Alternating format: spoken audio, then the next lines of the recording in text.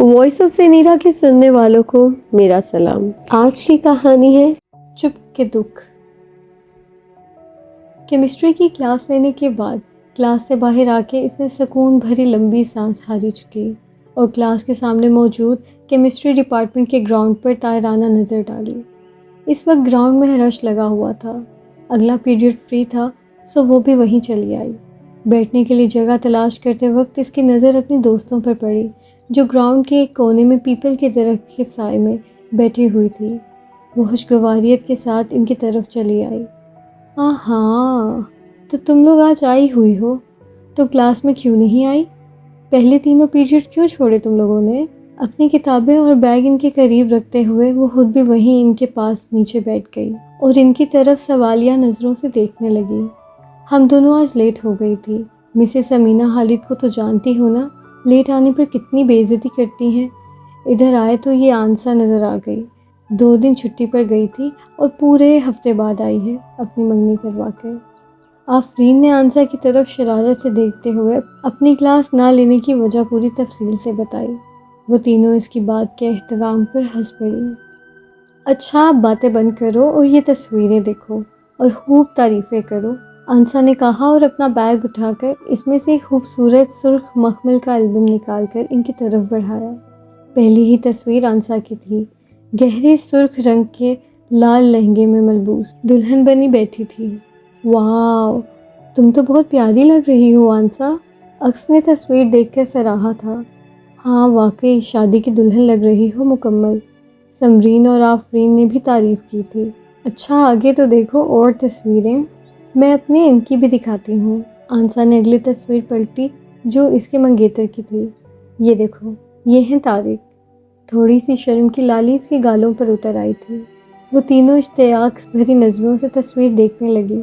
ماشاءاللہ، تم دونوں کی جوڑی واقعی شاندار ہے، آفرین نے تعریف کی۔ سچ؟ آنسا نے خوشی سے بھری ہوئی آواز میں پوچھا۔ ہاں واقعی، جوڑی پیاری ہے تم دونوں کی، سمرین نے بھی تائید کی تھی۔ تھینکس، آنسا اپنی تعریف سن کر اور جوش سے اگلی تصویریں دکھانے لگی۔ سمرین اور آفرین آپس میں کزنز تھی، مگر آنسا اور اکس سے ان کی دوستی ابھی 3 مہینے پہلے ہی ہوئی تھی۔ اسی بنا پر وہ ایک دوسرے کے متعلق زیادہ نہیں جانتی تھی اور اسی وجہ سے وہ آنسا کی منگنی پر بھی نہیں جا پائی تھی۔ تمام تصویریں دیکھنے کے بعد سمرین نے البم بند کیا اور آنسا کی طرف بڑھا دیا۔ ہمارے گروپ میں ہم تینوں تو کنارے لگ گئی، اب اکس رہ گئی ہے۔ اس کی قسمت دیکھو کب کھلتی ہے۔ سمرین شادی شدہ تھی، اس کی شادی آفرین کے بھائی کے ساتھ ہوئی تھی، جبکہ آفرین کا نکاح سمرین کے بھائی کے ساتھ اور رخصتی پڑھائی کے بعد طے پائی تھی، اور اب آنسا کی بھی منگنی ہو گئی تھی، رہ گئی تھی تو بس اکس۔ ہاں اکس، تم بتاؤ تمہاری کب ہے؟ تمہارے گھر والوں کا کیا ارادہ ہے؟ آنسا نے بھی اکس کے معاملے میں دلچسپی لیتے ہوئے پوچھا۔ یار مجھے نہیں پتا، تم کیا فضول سوال لے کر بیٹھ گئی ہو؟ اکس نے ایک دم چڑچڑے انداز میں انہیں ٹالا۔ ہائے، تمہیں یہ سب باتیں فضول لگتی ہیں۔ آفرین کو اس کی بات سن کے صدمہ پہنچا۔ ہاں، اکس نے مختصر جواب دیا۔ تمہاری ابھی ہوئی نہیں ہے نا، اس لیے تمہیں فضول لگتا ہے، ورنہ ایسا نہیں ہے، آنسا نے فوراً تردید کی تھی۔ کوئی ہونے دے گا جب ہی تو ہوگی نا، اکس بے دہانی میں کہہ گئی، مگر احساس ہونے پر فوراً زبان دانتوں تلے دبا گئی۔ کیا مطلب ہے تمہارا؟ آنسا ناسمجھی سے اس کی طرف دیکھنے لگی۔ ہاں اکس، کوئی مسئلہ ہے تو بتاؤ ہمیں، سمرین نے اس کے کندھے پر ہاتھ رکھ کر اپنے ساتھ کا یقین دلاتے ہوئے پوچھا۔ اکس نظریں جھکائے زمین میں اگی چھوٹی چھوٹی گھاس کو جڑ سے اکھاڑ کر پھینک رہی تھی۔ بتاؤ اکس، آفرین نے بھی اصرار کیا۔ تینوں اس کے بولنے کی منتظر تھی۔ کیا بتاؤں یار، اصل میں تم جانتی تو ہو، ہم 3 بہنیں 2 بھائی ہیں۔ بڑی بہن کا کہیں رشتہ نہیں ہو رہا، کافی جگہ بات بنی مگر انکار ہو جاتا ہے۔ امی بہت پریشان ہے حور کے لیے، ان کے چکر میں ہم ان کے برابر ہو گئی ہیں۔ مجھ سے بڑی آمنہ کا رشتہ آیا تھا، اچھا تھا، امی مطمئن بھی تھی کہ شادی تینوں کی ساتھ کر دیں گی۔ امی نے آمنہ کی منگنی کر دی۔ حور کے رشتے کی تلاش جاری تھی کہ درمیان میں آمنہ کے سسرال والوں نے شادی کا اصرار شروع کر دیا۔ امی اور بھائیوں کی ضد ہے کہ جب تک حور کا نہیں ہوتا ہم دونوں کی نہیں کریں گے۔ اس وجہ سے امی نے آمنہ کے سسرال والوں کو شادی سے انکار کر دیا اور انتظار کرنے کو کہا، تو وہ لوگ منگنی توڑ کر چلے گئے۔ اگر یہی حالات رہے تو نہ حور کی شادی ہوگی اور نہ ان کے چکر میں ہم دونوں کی ہوگی۔ اکس نے تفصیل سے بتایا۔ اوہ ویری بیڈ، مگر اکس برا مت ماننا، یہاں غلطی تمہاری امی اور بھائیوں کی ہے۔ لازمی نہیں کہ حور کے انتظار میں وہ تم لوگوں کی بھی نہ کریں۔ حور کے نصیب کا جو ہے وہ اسے ضرور ملے گا، دیر سے ہی صحیح۔ ہو سکتا ہے اسی دیری میں خدا کی کوئی مصلحت ہو۔ تمہاری امی کو چاہیے وہ تم دونوں بہنوں کی شادیاں وقت پر کر دیں۔ ہو سکتا ہے تم دونوں کی شادی کے دوران ہی حور کا نصیب بھی کھل جائے۔ سمرین نے اس کو سمجھایا۔ یہی بات ہم نے سمجھائی امی کو۔ حور نے خود بھی کہا ہے، امی میرے انتظار میں ان کی عمریں مت بڑھائیں، ان کی شادیاں تو کر دیں۔ مگر امی نہیں مانتی۔ امی نے اسے اپنی انا کا مسئلہ بنایا ہوا ہے۔ اکس کا انداز بہت تلخ تھا۔ حور کی عمر ہر گزرتے دن کے ساتھ بڑھتی ہی جا رہی ہے۔ جو بھی اس کے لیے رشتہ آتا ہے وہ ہم دونوں میں سے کسی ایک کا سوالی بن جاتا ہے، اور امی اپنی عادت کے مطابق انکار کر دیتی ہیں۔ لگتا ہے ہم بھی بوڑھی ہو جائیں گی حور کی طرح، تب امی کو عقل آئے گی۔ اللہ نہ کرے اکس، ایسی بدفعلی منہ سے کیوں نکال رہی ہو؟ اللہ سے اچھے کی امید رکھو۔ تم اتنی پریشان مت ہو، تم اپنے لیے اتنی پریشان ہو، ایک دفعہ خود کو اپنی بہن کی جگہ رکھ کر سوچو۔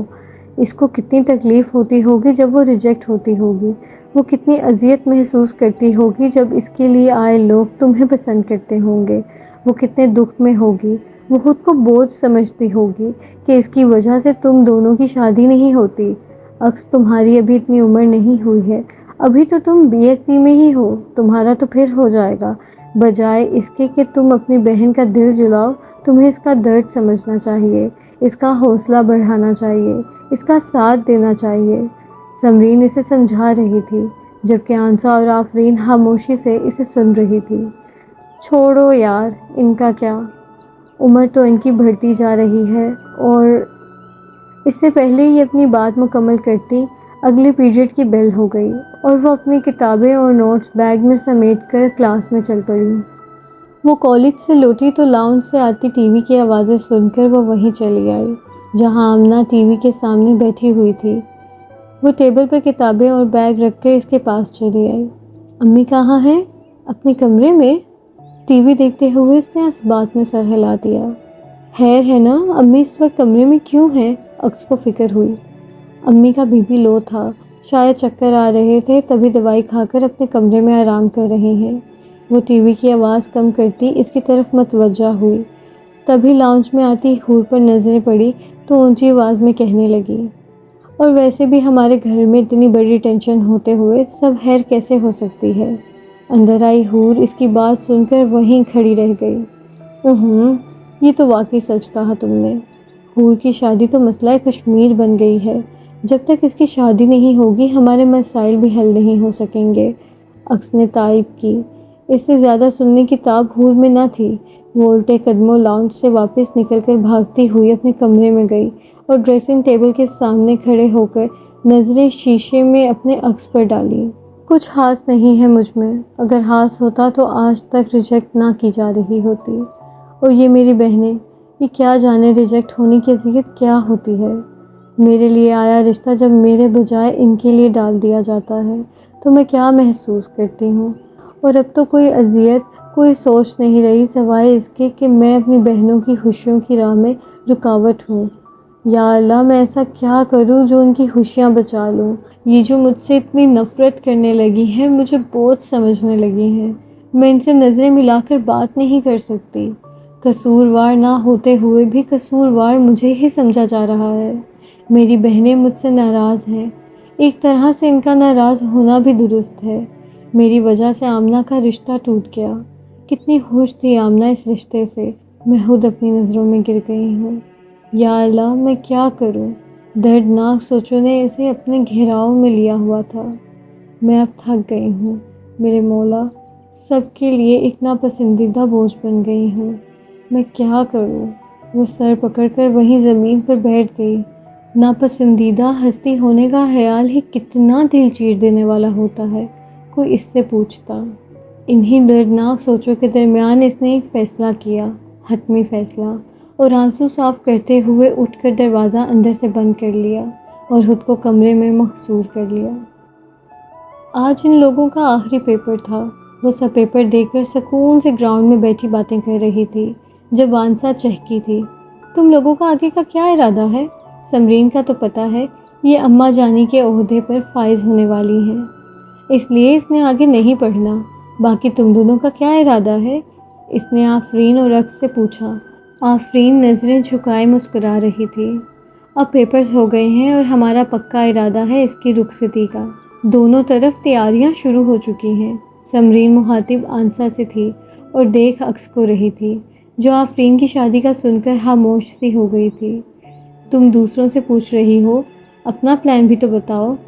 میرا پلان تو کوئی نہیں ہے، البتہ گھر والے پیپرز ختم ہونے کا انتظار کر رہے تھے، اب شادی کریں گے۔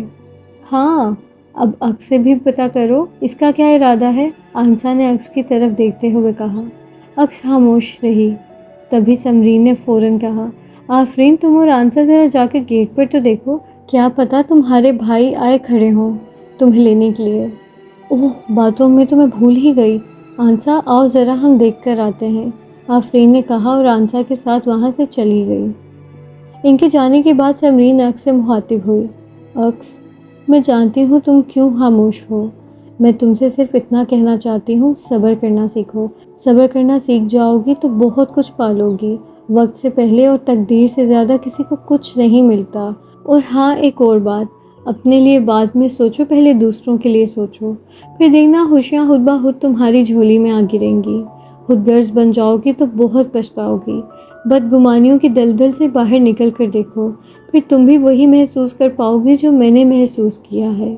عکس دور کہیں نظریں جمائے خاموشی سے سن رہی تھی، اس کے پاس کہنے کو کچھ بھی نہیں تھا، وہ پوری طرح بدگمانیوں میں پھنس چکی تھی۔ آنسا اور آفرین آ چکی تھی۔ بھائی آئے ہوئے ہیں، فوراً چلو ورنہ غصہ کریں گے، آفرین نے نیچے بیٹھ کر جلدی جلدی نوٹ سمیٹتے ہوئے سمرین سے کہا، پھر وہ سب اٹھ کر کھڑی ہوئی۔ الوداعی کلمات کے ساتھ ایک دوسرے سے رابطے میں رہنے کا وعدہ کر کے رخصت ہو گئی۔ شروع میں تو سب رابطے میں رہی، پھر آہستہ آہستہ اپنی زندگیوں میں گم ایک دوسرے کو بھلاتی چلی گئی۔ وقت کا کام تھا گزرنا، سو وہ گزرتا چلا گیا۔ ہنا بیٹا دیکھو، تیار ذرا ٹھیک طرح ہونا، اور تم چاروں کو میں وارن کر رہی ہوں، آج تم میں سے کوئی بھی ان لوگوں کے سامنے نہیں آئے گا، ہر بار تم میں سے کوئی نہ کوئی سامنے آ کر کام خراب کر دیتا ہے، اس لیے بار بار کہہ رہی ہوں، آج تم میں سے کوئی بھول کر بھی مہمانوں کے سامنے نہیں آنا پائے۔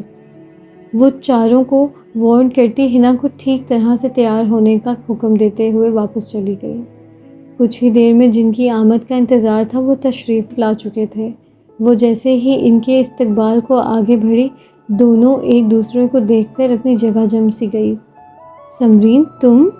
عکس اپنی بچھڑی دوست کو سامنے پا کر حیرت زدہ سی اس کی طرف بڑھی۔ سمرین بھی حیران سی اس کی طرف بڑھی۔ دونوں ارد گرد کو بھلا کر ایک دوسرے کو گلے لگائے خوشی کا اظہار کر رہی تھی۔ مجھے تو یقین نہیں آ رہا تم میرے گھر آئی ہو۔ عکس اب بھی بے یقین سی تھی۔ تب کوثر، رشتے کرانے والی خالہ، ان کے درمیان بولی، اب یقین کر لو اور باقی کا یقین سکون سے بیٹھ کر لینا۔ ان کی بات سن کر وہ دونوں ہنس دی۔ آؤ سمرین بیٹھو۔ عکس اسے لیے صوفے پر بیٹھ گئی۔ تم نے رابطہ کیوں ختم کر دیا تھا سمرین؟ عکس پوچھ رہی تھی۔ ختم نہیں کیا، بس زندگی کے جھمیلوں میں فرصت نہیں ملی، سب کچھ چھوٹتا چلا گیا۔ اور آفرین کا کیا حال ہے، وہ کیسی ہے؟ عکس نے پھر سوال کیا۔ وہ بھی ٹھیک ہے، خوش ہے، 3 بچے ہیں اس کے، 2 بیٹے 1 بیٹی۔ خالہ آپ ایسا کریں ذرا ہنا کو دیکھیں، وہ تیار ہوئی کہ نہیں؟ عکس نے کوثر خالہ کو وہاں سے ہٹانا چاہا، وہ خاموشی سے اٹھ گئی۔ عکس تم بتاؤ کیسی ہو، کیا کرتی ہو، شادی کب ہوئی تمہاری، کتنے بچے ہیں، اور تمہاری بہنوں کا کیا حال ہے؟ سمرین نے ایک ساتھ کئی سوال ڈالے۔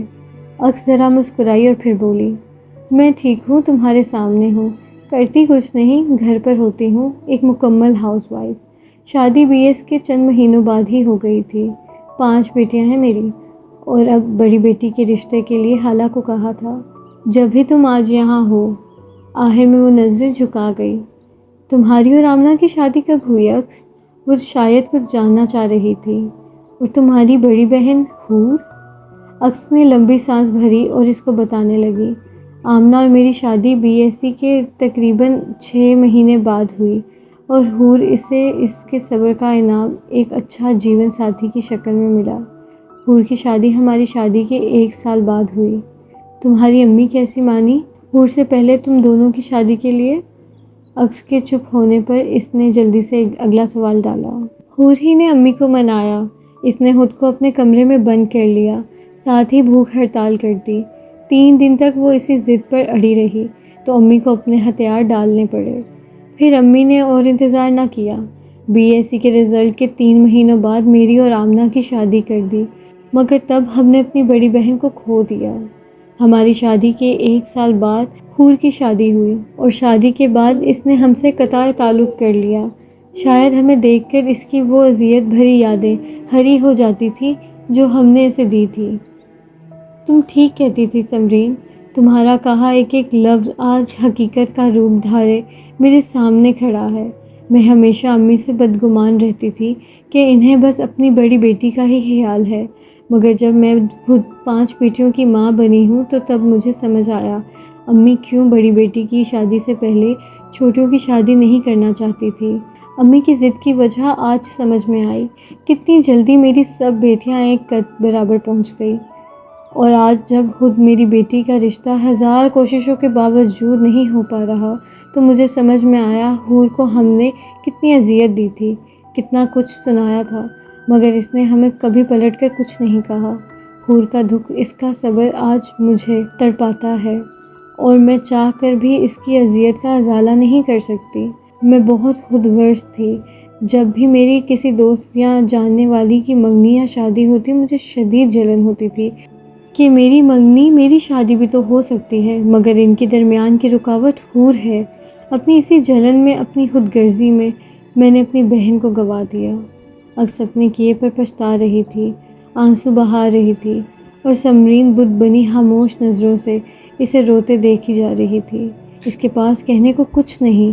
اسی صورتحال سے بچنے کے لیے تو اس نے آخری ملاقات میں اسے کچھ سمجھانا چاہا تھا، مگر سب بے سود رہا۔ کیا ہم ٹھوکر لگنے سے پہلے درست اقدام نہیں کر سکتے؟ سمرین بس سوچ کر رہ گئی۔